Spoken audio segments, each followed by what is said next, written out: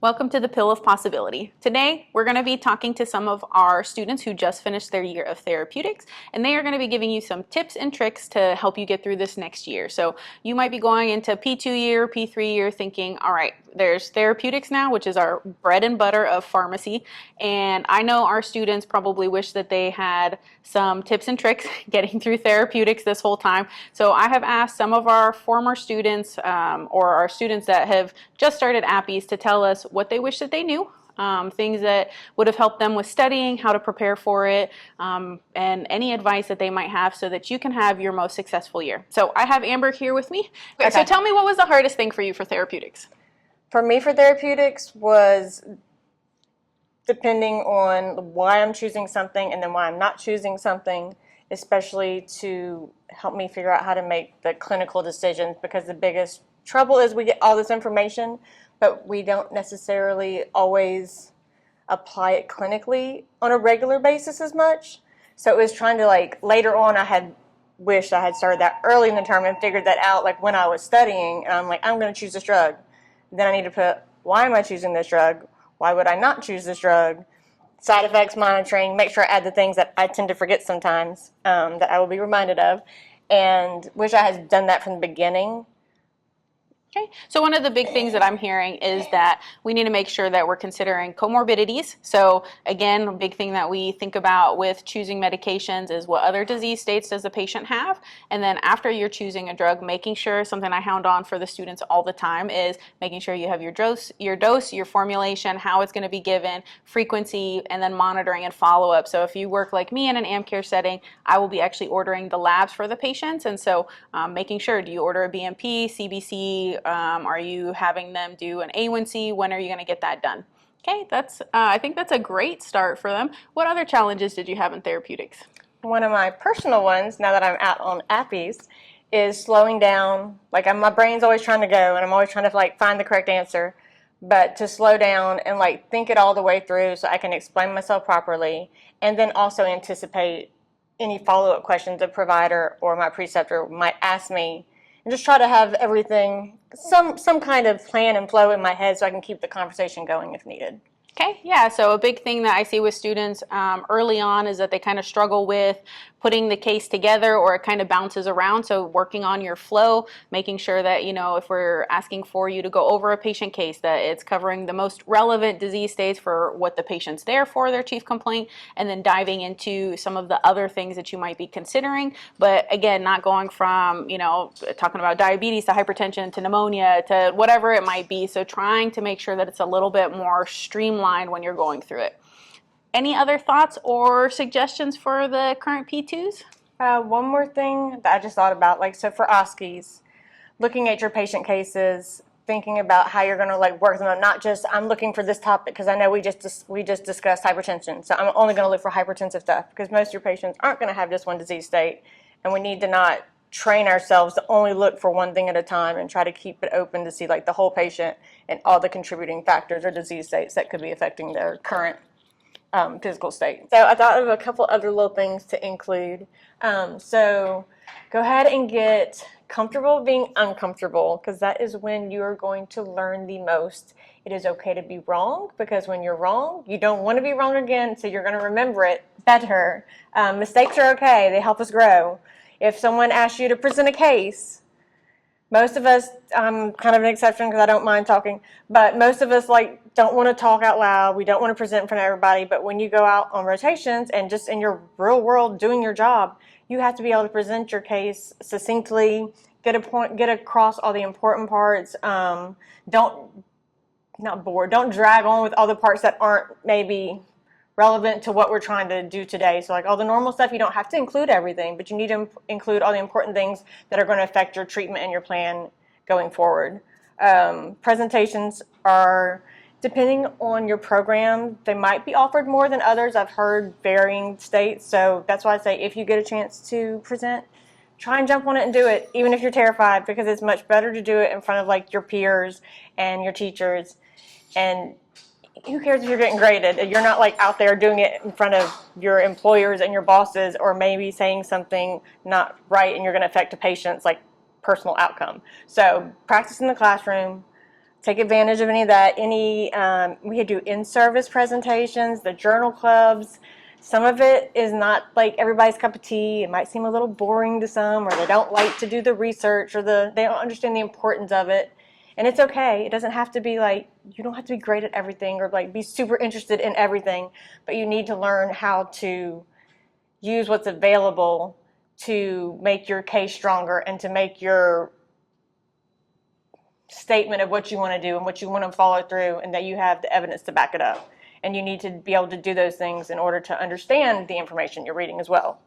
Yeah, that is a soapbox that I will get on. Is I'm off the little soapbox. Get on that soapbox of be comfortable with being uncomfortable. There's no growth if you're just trying to do the bare minimum to get by therapeutics. You are not going to learn, and you're not going to be helpful down the line.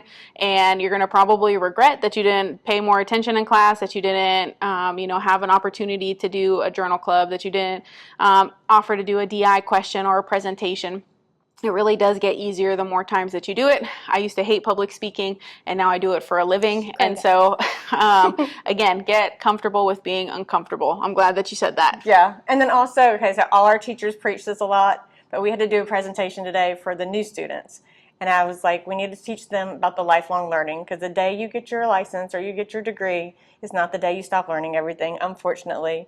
The world is always coming across new drugs, new guidelines, new everything with the way data and technology and just advances in everything that we do. So you have to keep on top of everything to take the best care for your patients. And sometimes you have to do that too in order to educate the people you work with, or like other providers that you work with too, because not everyone's always on the same page. So you need to try and make sure, share your wealth of education and knowledge. Yeah, great. Thank you so much, Amber. All right, so now I have Megan. She's going to be telling you some of the same stuff that you've probably heard or that you've been thinking about, but I'd like to get her perspective. So, Megan, what were some of the things that you wish you would have known about therapeutics before going in? Okay, so at the start of therapeutics, I think something that was like super beneficial that one of the professors told to me was that think about each of these patients like it's your family member, it's your friend, it's you that's being treated. So like, I like to think about when we would go into our lectures and they were giving me all these treatments, and I'm like, Amber, who was like, what am I supposed to pick from? Well, think about like what you would want to get or what your sister would need and all her different indications and reasons why she shouldn't be on these meds.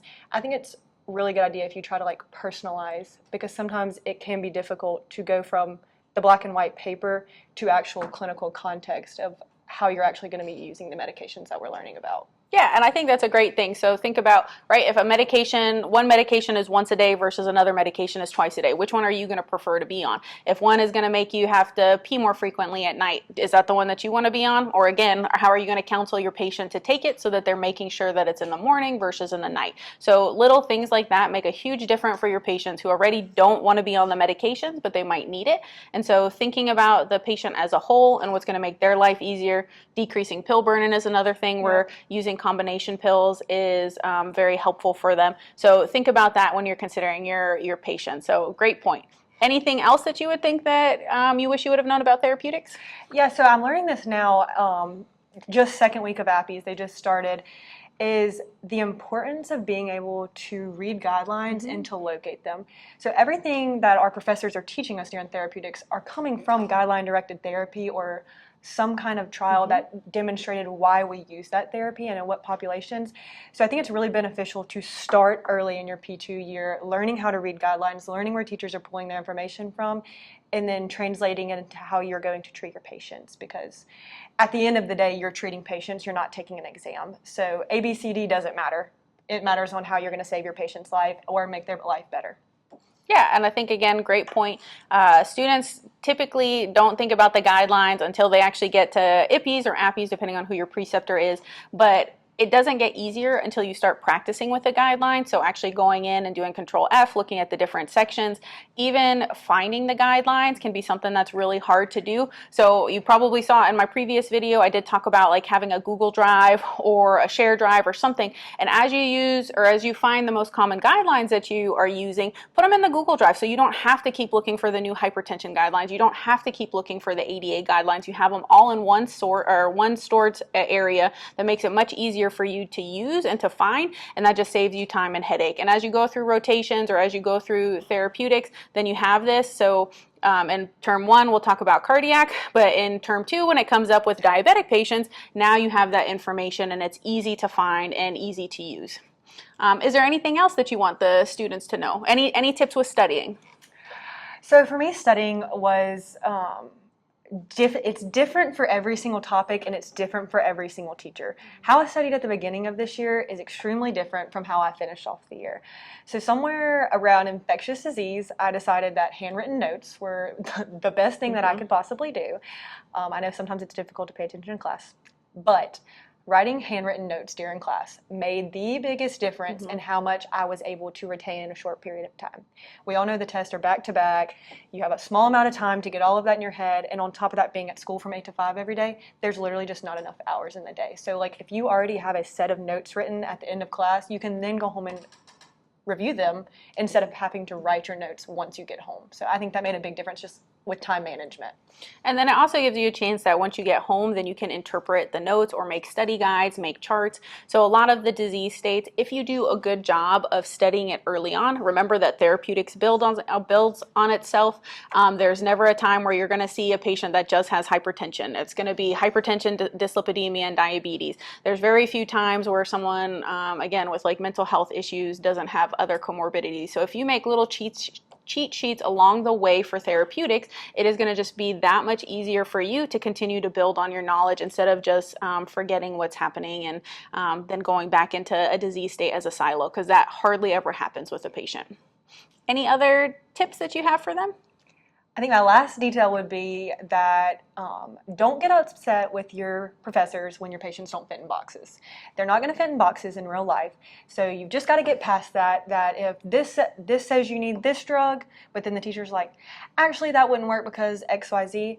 Listen to their clinical pearls. Listen to what they have learned in practice, because that is going to be extremely important at the end of the day, not just A plus B equals C. Like there's also all of these other extrinsic factors that are playing a part into your patients. Yeah, and I think that is probably one of the things that my students hear the most is get comfortable with the gray, because medicine is not black and white, hardly ever. It is always working in the gray, and so making the best decisions for your patients at that time. Okay, one more thing I wanted to mention that I forgot that I do all the time is I love podcasts. So if you are confused on something, I think it's so important to realize you have other external resources other than your slides and guidelines like I talked about earlier. And especially because we're driving to school every single day. Every single person has some kind of commute, or you're going somewhere, you're going to the grocery store, throw on a 30-minute podcast, and it helps for you to hear it over and over and over again. The repetition of hearing it in class, hearing it on a podcast, and then seeing it in your notes. I think that has been so beneficial for me in P2 year, especially with renal and cardio. I listen to Ninja Nerd. Now I'm listening to Rosalind Franklin, which Dr. White showed me. She does a lot of good guideline reviews, and so I've really enjoyed those now going into my appies when I'm actually getting to see how patients are being treated. But I think Ninja Nerd was so beneficial for me for therapeutics in P2 year. Yeah, I think that's great. So I'm going to be linking those down below. So Ninja Nerd, Helix Talk is the one from Rosalind Franklin. Yeah. Alejandro Asunagad is another one that does really great with PathoPhys. There's a couple other pharmacy ones that I will be sharing with you, but I'll link a bunch of them down below. And then you actually use a couple different books on appies now. Correct. And so I will link some of those down below too, so you guys can kind of see that help with studying, and then also help with rotations when you guys get to that point, because you will at some point, I promise. It will come, and it will come fast. All right. Thanks, Megan. Thank you. All right, Jakeem, thanks for joining me today. So as I've been asking the other students, what were some of the things that you wish you would have known about therapeutics before starting therapeutics? Before starting therapeutics, I would say how demanding it would be and different from first year. First year was more of the getting the base of things, trying to understand the disease processes, but year 2, you have to both understand the disease process and understand how to treat it. Mm-hmm. So I wish I would have knew more about that and paid more attention to the actual pathology behind everything. So you're saying that PathoPhys actually plays a large role in therapeutics. A large role. Remember that. If you don't know what the disease is, you don't know how to fix the problem. Yeah, and so I think sometimes students get Not that the classes don't matter, but sometimes we forget that all of that works together, and that, again, pathophys, depending on what patients have, is going to dictate, which medication is going to be the best option for them. So I think instead of thinking about therapeutics in a silo, thinking about pathophys and medchem, like they all go together very well, right? Okay, perfect. Anything else that you would have liked to have known beforehand? How different the questions would be. So now the questions aren't just what is this, what is that, not true or false. It's like you have a 65-year-old patient who da da da da da. Wishing I had more practice with that before coming into P2 year. Okay, so I think what he's talking about is, right, so some of the classes that maybe you had in P1 year, or biochem and, like anatomy and physiology, some of those are a little bit more straightforward where it's a multiple choice, A, B, C, D, whereas now when we start giving you patient cases, then there's probably smaller nuances in those questions that you have to identify so that you make sure that you're picking the best option for that patient. Because again, there's going to be multiple times where different options can be used, but there might be a better option. And I'm glad that you brought that up, because actually that happens a lot in the NAPLEX too. So the exam that you're going to take when you're trying to get licensed as a pharmacist is that there's multiple answers that are correct, but there's going to be a best answer. And so we can argue all we want that the other options might be appropriate, but again, based off of that information you have, there's usually a option that is the best option. Great point. What other things did you wish you would have known? Other than, not really anything I wish I would have known while I was actually in therapeutics. I wish I would have used the patient cases more for the actual class and not just the OSCE. Okay, so can you go into that a little bit more? Like, how do you wish you would have used the patient cases? Yeah, so like with the patient cases, not only do they help you to think outside of multiple choice, it helps you with the multiple choice because you have to kind of make up the answer for yourself. Mm-hmm. So when you get on an actual exam and you have ABCD, it's easier. Yeah, and so if you're doing lab, however your classes are going to be structured, make sure you're taking advantage of the patient cases, asking your professors, and the thing that I always try to emphasize too is having your rationale, right? So at the end of the day, you guys are going to become licensed pharmacists, and it's going to be your decision then for how you treat that patient, or if you're going to verify or reject a medication. So you have to kind of decide, is this okay? Is this the best option? Do I need to contact the doctor? And so start building in that rationale now so that it just continues to grow. And the more times you use it, the same as building muscles, the more times you use it, the easier it's going to get. Is there anything that you would have done different with studying? Different with studying, I would say, well, towards the beginning, I didn't use the notes. I just kind of like read the PowerPoints, which was not helpful at all. So I would recommend actually looking at the PowerPoints and picking out stuff that you think would be a question. Like once I came into infectious disease, I had like a different approach to studying in terms of doing one-page summaries and kind of picking out the things that I know they are going to ask, especially when you start to learn the teaching styles of all of the teachers. It gets a little easier. Yeah, and so, I mean, that is something that will come with time. So usually term one is definitely a little bit more challenging for therapeutics because it's a whole new beast essentially, but you're also learning different testing styles for different professors. But I think, again, finding what works for you, so whether it's like a cheat sheet, asking questions. I know students have uploaded professors' PowerPoints and asked questions off of ChatGPT. I think a resource that a lot of students don't use is through Access Pharmacy, the DePiro book for pharmacotherapeutics, because it has great explanations of the different disease states, medication treatments, and then actually has practice questions at the end. I just think that that's something that gets overlooked a lot. Anything else that you want to, any other words of wisdom that you want to leave for the current P2s? I would just say take your time with the content. It is a lot, but take at least 1 to 2 disease states a day. Say if you're studying different infections, do 2 for that one day and make sure you master those 2, and then move on to something else the next day, and you can come back around to that. It's kind of like trying to do some spaced out repetition, and that helps a lot. Great. Thanks, Jakeem. No problem. All right, now I have Tyler. So getting great feedback from the students on things that they wish that they knew. Tyler, what do you wish you would have known before starting therapeutics? I wish I would have known the drugs better. That was a big thing. I was not great at memorizing the brand and generic names. And frequently there would be a brand name for a drug that I forgot exactly which generic went with it. So I forget which what it does exactly. Yeah, so I think in P1 year, usually you guys have brand generic and class of medications. It is much easier in therapeutics if you already have those down, because then now you can just kind of learn what their place in therapy is, when to use them, as opposed to having to memorize all of that. Now we know that you get a lot of information in P1 year, but again, knowing those and starting to practice those early on is going to be very, very helpful for you throughout P2 year. What else do you wish you knew? It's not something I wish I knew so much as something I wish I did more often, but working with group members or even just friends, working because not everyone thinks everything the same way, and what makes sense to some people I might be struggling with, or vice versa. So it's helpful to work with somebody and help bring each other up. Yeah, and I think that's great. And so one of the things I tell the students all the time too, and we try to do it in lab, but I know people are very, very shy, so maybe it's easier to do when you're with your classmates or even on your own, is just talking stuff out loud. So practicing your counseling points, how you would actually say it to a patient, or actually saying drug names. There's so many times where the students will not say the drug names, and then the first time that they're called on and have to say it, might be pronouncing it incorrectly or saying it a little bit funny. So hop onto LexiDrug. They actually have that little icon on there that you can use that will actually pronounce the drugs for you, so you can start practicing them. Talking out different decisions on like why you picked one thing or another. Like we will do frequently topic discussions, and you will see that like myself and some of my colleagues, we have completely different strategies based off of our years of practice. And so seeing what your classmates picked and why, or maybe they picked up on something that the professor said that maybe you didn't pick up on. I think that's a great thing, is use your resources with your classmates, but also, go and talk to your professors. What else do you wish you knew? Again, not something I wish I knew going in, but something I wish I had practiced more, is explaining my rationale better and making it in a clear, concise form that other people can follow.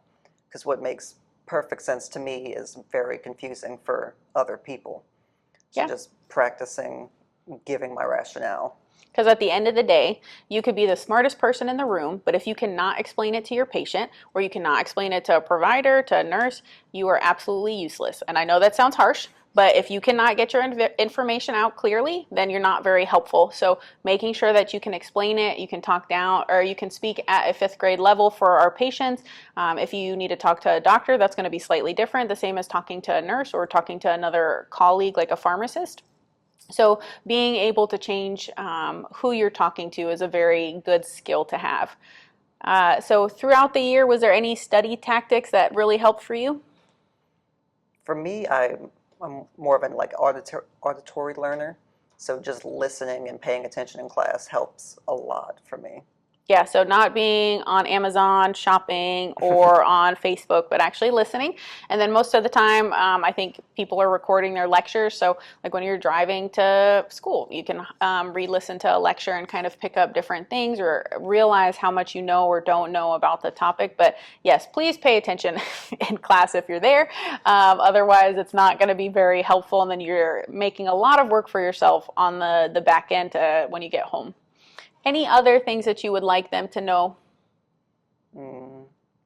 Just that you don't have to be an expert in everything at the beginning. It's okay to have a topic that confuses you, or to take more time. Specifically, I'm thinking infectious disease, with all the antibiotics and all the different bacteria. It's okay to take a little while to try and figure those out. Yeah, I think that's great, is that students think that they need to know everything. You guys are getting material at a very fast pace, whether you're in a 3-year or 4-year program, it's still very quick. So know that you're a student, you're going to continue to learn. I've been practicing for almost 10 years and I still don't know everything, and there's different disease states that I'm better at because I practice in them, and other ones that I'm not as good in. So one of the things that I think helps most students is learning how to use your resources. So again, going back to your guidelines, knowing how to use LexiDrug, using UpToDate. And so those are going to be some videos that you're going to see coming from me soon that are going to be talking about how to use your resources. So get efficient with using your resources. It's going to help with journal clubs, it'll help with DI questions, it will help with questions that come up in clinics. So whatever it is, get good at your resources so that you don't have to necessarily have everything memorized, and you can just find the information when you need it. All right, Jordan, thanks for joining me. So we're going to just jump right into, so therapeutics, you just finished a full year of it. What do you wish you knew before starting therapeutics? I think my biggest thing I would have wanted to know how important it is to know why you picked a certain drug. I felt like the first year it was really just very simple, and it's like, okay, this is a question. It's just like one word, but like when you get to therapeutics, you really need to know, okay, why am I picking this drug over this drug? I might have a different class, or I might have two classes and they do the same thing, but why is this one superior to the other one? So I think my biggest thing is the rationale and picking the best option, because I know they say that's the best thing to know about the Naplex, picking the best option. Um, some other things I would need to know. I feel like focusing on what's important. I feel like when you have a lot of slides, you can get caught up in the smallest, simplest things, and there's some that you don't need to know. I feel like you need to know big picture and your why, big picture, and yeah, I'm gonna just say that. Yeah, I think that's great. So knowing your why, we've kind of covered that already, is like having your rationale, because at the end of the day, it's going to be your license when you're the pharmacist. And then what did you say? You said why and the big picture. Yeah. That's right. So thinking about big picture. So it is easy to get hung up in like nitty gritty for little details, but at the end of the day, think about, again, first line recommendations. That's going to be where most of the time it starts. If it's not first line, then what's second line? And then kind of think of the little nuances of, if it's not this and it's not this, what are the possible options? Or are there things that you need to be testing for? Are there things that maybe you're missing? But for the most part, in therapeutics, we're trying to teach you the very basics of starting off as a pharmacist, because a lot of that stuff is you're going to get more information when you get to practice, and then you guys are on rotations, you're going to see more and more complicated patients. But initially, you have to get the baseline down first. What else would you recommend for them, or even like study habits? So for myself, I used to condense the PowerPoint slides into like one Microsoft Word sheet. And that way it's not like I'm going to read 80 slides. I can read one sheet and I still read the same material. Some more things you could do. And I think that's also great that she's saying that, right? So remember that PowerPoints can be 40, 50 slides. And so if you have one sheet on hypertension, you have one sheet on dyslipidemia, you have one sheet on diabetes, then when you see it again later on in the year, now you can just go back to that one sheet instead of having to go through 50 slides. And so start making those cheat sheets for you. And that's going to be helpful for you during therapeutics. It's going to be helpful when you go on rotations.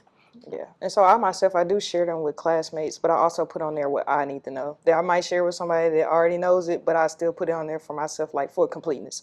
I would also when I'm studying, if I do make up my own questions, because you do kind of know the professor and how they would ask something, but the biggest thing is knowing why the wrong answer is the wrong answer. I think that helps a lot, and that'll help you know when you're choosing the right answer. Like, okay, I'm confident in this one because I know why the rest of them are wrong.